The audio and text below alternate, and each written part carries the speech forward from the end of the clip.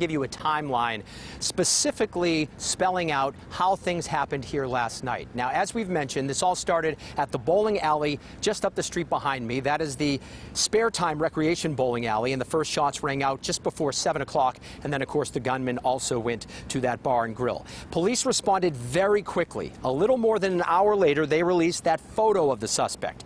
I-Team sources then identified him as Robert Card and reported that police recovered his car in a nearby town. But no sign of Card since that shooting, and obviously the clock is ticking right now. We want to bring in the WBZ I-Team Chief Investigator, Cheryl Fiandaca, right now. She's been doing an incredible job working her sources since that very first shooting here last night. And Cheryl, as you work your sources today, you're being told that some kind of a note has been found. Tell us more about that. That's right, David. I-Team sources say police executed a search warrant at Card's home and found a note. Now, it's not immediately clear what that note means or if it's specifically related to the shootings, but I'm told it is not a suicide note. Now, police are hoping that some other evidence will help them provide some clues as to his motive, including why were those businesses or customers targeted.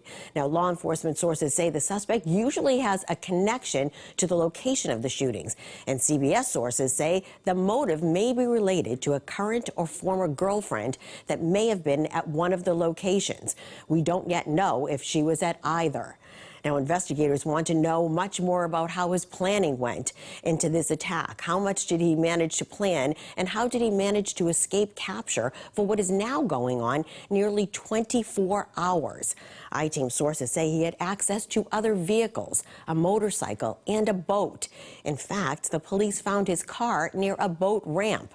The Coast Guard searched the waterway, but so far, no sign of him. David?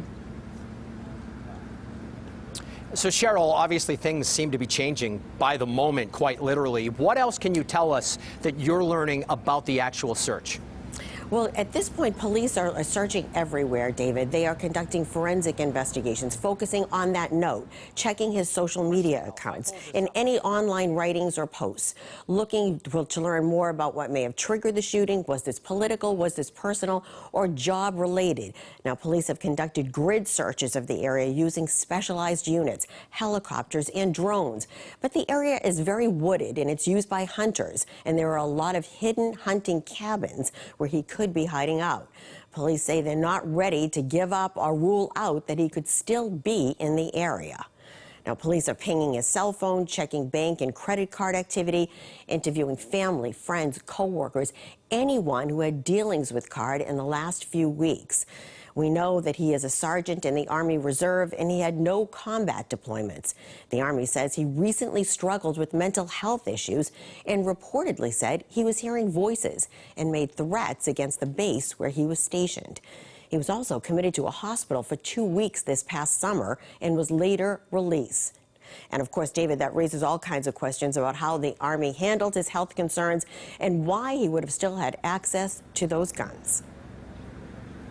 Yeah, there were a lot of questions about the so-called red flag law, which, by the way, Maine does not have. Cheryl Fiandaca, great job as you continue to investigate.